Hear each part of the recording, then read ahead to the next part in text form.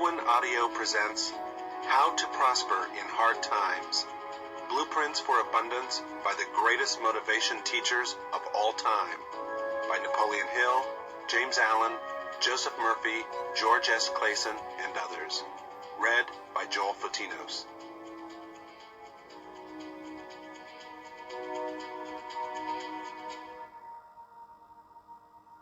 The Optimist's Creed by Christian Larson. Promise yourself to be so strong that nothing can disturb your peace of mind. To talk health, happiness, and prosperity to every person you meet. To make all your friends feel that there is something worthwhile in them. To look at the sunny side of everything and make your optimism come true. To think only of the best, to work only for the best, and to expect only the best. To be just as enthusiastic about the success of others as you are about your own. To forget the mistakes of the past and press on to the greater achievements of the future. To wear a cheerful expression at all time and give a smile to every living creature you meet. To give so much time to improving yourself that you have no time to criticize others. To be too large for worry, too noble for anger, too strong for fear, and too happy to permit the presence of trouble. To think well of yourself and to proclaim this fact to the world, not in loud word, but in great deeds. To live in the faith that the whole world is on your side, so long as you are true to the best that is in you. How to Attract Money by Joseph Murphy. Your right to be rich. It is your right to be rich. You are here to lead the abundant life and be happy, radiant, and free. You should, therefore, have all the money you need to lead a full, happy, prosperous life. There is no virtue in poverty. The latter is a mental disease, and it should be abolished from the face of the earth. You are here to grow, expand, and unfold spiritually, mentally, and materially. You have the inalienable right to fully develop and express yourself along all lines. You should surround yourself with beauty and luxury. Why be satisfied with just enough to go around when you can enjoy the riches of the infinite? In this audiobook, you will learn to make friends with money, and you will always have a surplus. Your desire to be rich is a desire for a fuller, happier, more wonderful life. It is a cosmic urge. It is good and very good. Begin to see money in its true significance as a symbol of exchange. It means to you freedom from want, beauty, luxury, abundance, and refinement. As you listen to this chapter, you are probably saying, I want more money. I am worthy of a higher salary than I am receiving. I believe most people are inadequately compensated. One of the causes many people do not have more money is that they are silently or openly condemning it. They refer to money as filthy lucre, or love of money is the root of all evil, etc. Another reason they do not prosper is that they have a sneaky subconscious feeling there is some virtue in poverty. This subconscious pattern may be due to early childhood training, superstition, or it could be based on a false interpretation of the scriptures. There is no virtue in poverty. It is a disease like any other mental disease. If you were physically ill, you would think there was something wrong with you. You would seek help or do something about the condition at once. Likewise, if you do not have money constantly circulating in your life, there is something radically wrong with you. Money is only a symbol. It has taken many forms as a medium of exchange down through the centuries, such as salt, beads, and trinkets of various kinds. In early times, man's wealth was determined by the number of sheep or oxen he had. It is much more convenient to write a check than to carry some sheep around with you to pay your bills.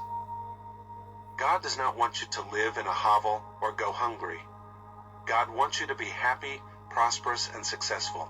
God is always successful in all his undertakings, whether he makes a star or a cosmos. You may wish to take a trip around the world, study art in foreign countries, go to college, or send your children to a superior school. You certainly wish to bring your children up in lovely surroundings so that they might learn to appreciate beauty, order, symmetry, and proportion.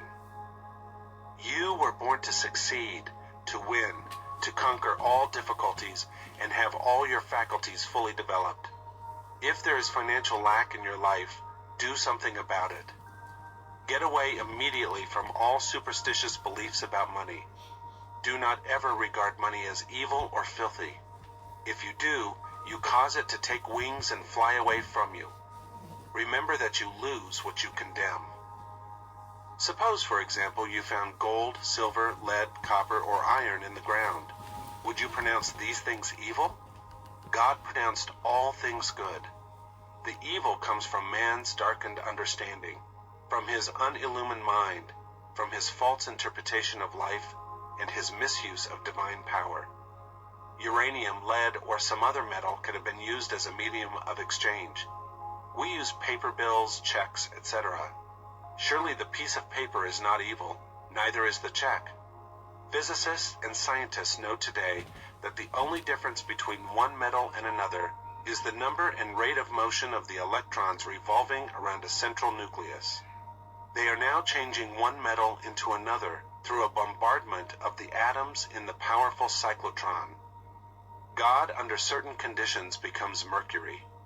It will only be a little while until gold, silver, and other metals will be made synthetically in the chemical laboratory. I cannot imagine seeing anything evil in electrons, neutrons, protons, and isotopes. The piece of paper in your pocket is composed of electrons and protons arranged differently. Their number and rate of motion is different. That is the only way the paper differs from the silver in your pocket.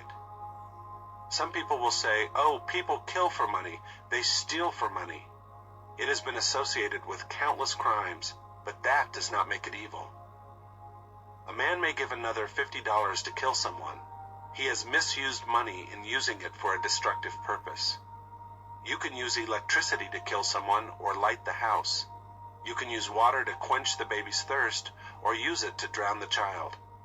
You can use fire to warm the child or burn it to death.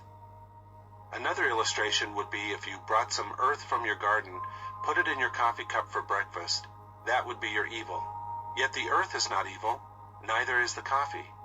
The earth is displaced. It belongs in your garden. Similarly, if a needle were stuck in your thumb, it would be your evil. The needle or pin belongs in the pin cushion, not in your thumb. We know the forces or the elements of nature are not evil. It depends on our use of them whether they bless or hurt us. A man said to me one time, "I am broke. I do not like money. It is the root of all evil." Love of money to the exclusion of everything else will cause you to become lopsided and unbalanced. You are here to use your power or authority wisely. Some men crave power, others crave money. If you set your heart on money and say, "That is all I want, I'm going to give all my attention to amassing money, nothing else matters," you can get money and attain a fortune, but you have forgotten that you are here to lead a balanced life. Man does not live by bread alone. For example, if you belong to some cult or religious group and become fanatical about it, excluding yourself from your friends, society, and social activities, you will become unbalanced, inhibited, and frustrated. Nature insists on a balance. If all your time is devoted to external things and possessions, you will find yourself hungry for peace of mind, harmony, love, joy, or perfect health. You will find you cannot buy anything that is real. You can amass a fortune or have millions of dollars. This is not evil or bad.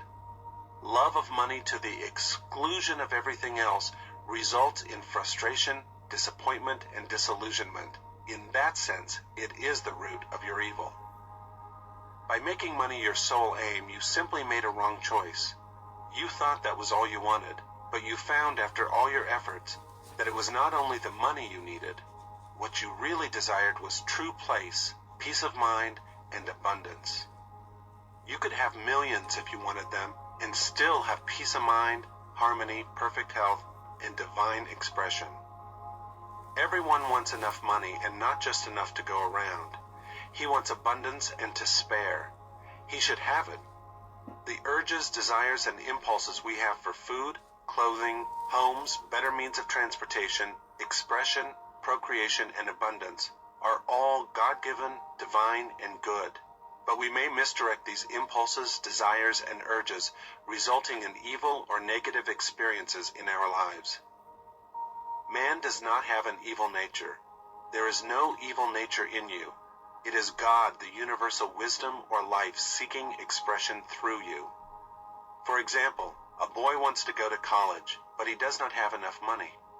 He sees other boys in the neighborhood going off to college and the university. His desire increases. He says to himself, I want an education too. Such a youth may steal and embezzle money for the purpose of going to college. The desire to go to college was basically and fundamentally good. He misdirected that desire or urge by violating the laws of society, the cosmic law of harmony, or the golden rule. Then he finds himself in trouble. However, if this boy knew the laws of mind and his unqualified capacity through the use of the spiritual power to go to college, he would be free and not in jail. Who put him in jail? He placed himself there. The policeman who locked him up in prison was an instrument of the man-made laws which he violated. He first imprisoned himself in his mind by stealing and hurting others. Fear and a guilt consciousness followed. This is the prison of the mind, followed by the prison walls made of bricks and stones. Money is a symbol of God's opulence, beauty, refinement, and abundance, and it should be used wisely, judiciously, and constructively to bless humanity in countless ways. It is merely a symbol of the economic health of the nation. When your blood is circulating freely, you are healthy. When money is circulating freely in your life, you are economically healthy. When people begin to hoard money, to put it away in tin boxes, and become charged with fear, there is economic illness. The crash of 1929 was a psychological panic. It was fear seizing the minds of people everywhere. It was a sort of negative hypnotic spell. You are living in a subjective and objective world. You must not neglect the spiritual food such as peace of mind, love, beauty, harmony, joy, and laughter. Knowledge of the spiritual power is the means to the royal road to riches of all kinds, whether your desire is spiritual, mental, or material. The student of the laws of mind, or the student of the spiritual principle, believes and knows absolutely that regardless of the economic situation, stock market fluctuation, depression, strikes, war, other conditions or circumstances, he will always be amply supplied regardless of what form money may take. The reason for this is he abides in the consciousness of wealth. The student has convinced himself in his mind that wealth is forever flowing freely in his life, and that there is always a divine surplus. Should there be a war tomorrow and all the student's present holdings become valueless, as the German marks did after the First World War, he would still attract wealth and be cared for regardless of the form the new currency took. Wealth is a state of consciousness. It is a mind conditioned to divine supply forever flowing. The scientific thinker looks at money or wealth like the tide. It goes out, but it always comes back. The tides never fail. Neither will man supply when he trusts the tireless, changeless, immortal presence, which is omnipresent and flows ceaselessly.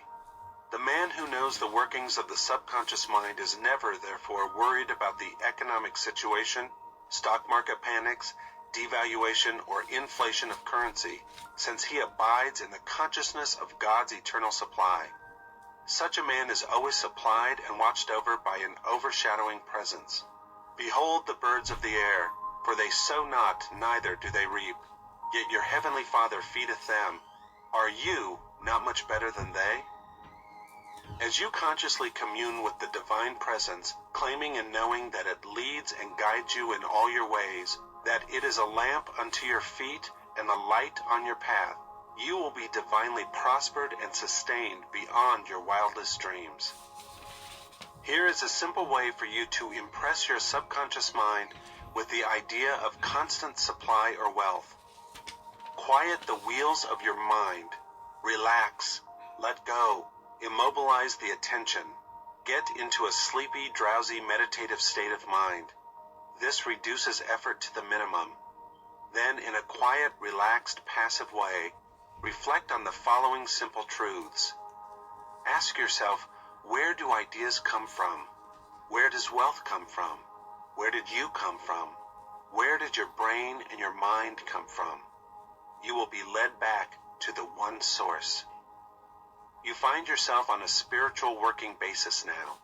It will no longer insult your intelligence to realize that wealth is a state of mind. Take this little phrase, repeat it slowly 4 or 5 minutes, 3 or 4 times a day, quietly to yourself, particularly before you go to sleep. Money is forever circulating freely in my life, and there is always a divine surplus. As you do this regularly and systematically, the idea of wealth will be conveyed to your deeper mind, and you will develop a wealth consciousness. Idle mechanical repetition will not succeed in building the consciousness of wealth. Begin to feel the truth of what you affirm. You know what you are doing and why you are doing it. You know your deeper self is responsive to what you consciously accept as true. In the beginning, people who are in financial difficulties do not get results with such affirmations as, I am wealthy, I am prosperous, I am successful. Such statements may cause their conditions to get worse. The reason is the subconscious mind will only accept the dominant of two ideas, or the dominant mood of feeling. When they say, I am prosperous, their feeling of lack is greater, and something within them says, no, you are not prosperous, you are broke. The feeling of lack is dominant, so that each affirmation calls forth the mood of lack, and more lack becomes theirs. The way to overcome this for beginners is to affirm what the conscious and subconscious mind will agree on. Then there will be no contradiction. Our subconscious mind accepts our beliefs, feelings, convictions, and what we consciously accept as true. A man could engage the cooperation of his subconscious mind by saying, I am prospering every day. I am growing in wealth and in wisdom every day. Every day my wealth is multiplying. I am advancing, growing, and moving forward financially. These and similar statements would not create any conflict in the mind. For instance, if a salesman has only 10 cents in his pocket, he could easily agree that he would have more tomorrow. If he sold a pair of shoes tomorrow, there is nothing within him which says his sales could not increase. He could use statements such as, my sales are increasing every day. I am advancing and moving forward. He would find that these would sound psychologically acceptable to his mind and produce desirable fruit. The spiritually advanced student who quietly, knowingly, and feelingly says, I am prosperous, I am successful, I am wealthy, gets wonderful results also. Why would this be true? When they think, feel, or say, I am prosperous, they mean God is all supply or infinite riches, and what is true of God is true of them. When they say, I am wealthy, they know God is infinite supply, the inexhaustible treasure house, and what is true of God is therefore true of them, for God is within them. Many men get wonderful results by dwelling on 3 abstract ideas, such as health, wealth, and success. Health is a divine reality or quality of God. Wealth is of God. It is eternal and endless. Success is of God. God is always successful in all his undertakings. The way they produce remarkable results is to stand before a mirror as they shave and repeat for 5 or 10 minutes, health, wealth, and success. They do not say, I am healthy or I am successful. They create no opposition in their minds. They are quiet and relaxed. Thus, the mind is receptive and passive. Then they repeat these words. Amazing results follow. All they are doing is identifying with truths that are eternal, changeless, and timeless. You can develop a wealth consciousness. Put the principles enunciated and elaborated on in this audiobook to practice, and your desert will rejoice and blossom as the rose. I worked with a young boy in Australia many years ago who wanted to become a physician and surgeon, but he had no money, nor had he graduated from high school. For expenses, he used to clean out doctors' offices, wash windows, and do odd repair jobs. He told me that every night as he went to sleep, He used to see a diploma on a wall with his name in big bold letters. He used to clean and shine the diplomas in the medical building where he worked. It was not hard for him to engrave the diploma in his mind and develop it there. I do not know how long he continued this imagining, but it must have been for some months. Results followed as he persisted. One of the doctors took a great liking to this young boy, and after training him in the art of sterilizing instruments, giving hypodermic injections, and other miscellaneous first aid work, he became a technical assistant in his office. The doctor sent him to high school and also to college at his expense. Today, this man is a prominent doctor in Montreal, Canada. He had a dream, a clear image in his mind. His wealth was in his mind. Wealth is your idea, desire, talent, urge for service, capacity to give to mankind, your ability for usefulness to society, and your love for humanity in general. This young boy operated a great law unconsciously. Troward says, "Having seen the end, you have willed the means to the realization of the end." The end in this boy's case was to be a physician. To imagine, see, and feel the reality of being a doctor now, to live with that idea, sustain it, nourish it, and to love it until through his imagination it penetrated the layers of the subconscious, becoming a conviction, paved the way to the fulfillment of his dreams. He could have said, "I have no education. I do not know the right people. I am too old to go to school now. I have no money. It would take years and I'm not intelligent." He would then be beaten before he started. His wealth was in his use of the spiritual power within him, which responded to his thought. The means or the way in which our prayer is answered is always hidden from us, except that occasionally we may intuitively perceive a part of the process. My ways are past finding out. The ways are not known. The only thing man has to do is to imagine and accept the end in his mind and leave its unfoldment to the subjective wisdom within. Oftentimes the question is asked, what should I do after meditating on the end and accepting my desire in consciousness? The answer is simple. You will be compelled to do whatever is necessary for the unfoldment of your ideal. The law of the subconscious is compulsion. The law of life is action and reaction. What we do is the automatic response to our inner movements of the mind, inner feeling, and conviction. A few months ago, as I went to sleep, I imagined I was reading one of my most popular books, Magic of Faith, in French.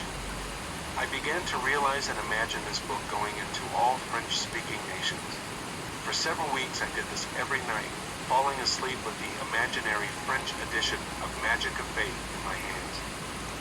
Just before Christmas 1954, I received a letter from a leading publisher in Paris, France, enclosing a contract drawn up, asking me to sign it, giving him permission to publish and promote abroad to all French-speaking countries the French edition of Magic of Faith. You might ask me what did I do about the publishing of this book after prayer? I would have to say nothing. The subjective wisdom took over and brought it to pass in its own way, which was a far better way than any method I could consciously desire. All of our external movements, motions, and actions follow the inner movements of the mind. Inner action precedes all outer action. Whatever steps you take physically, or what you seem to do objectively, will all be part of a pattern which you were compelled to fulfill. Accepting the end wills the means to the realization of the end. Believe that you have it now, and you shall receive it. We must cease denying our good. Realize that the only thing that keeps us from the riches that lie all around us is our mental attitude, or the way we look at God, life, and the world in general. Know, believe, and act on the positive assumption that there is no reason why you cannot have, be, and do whatever you wish to accomplish through the great laws of God.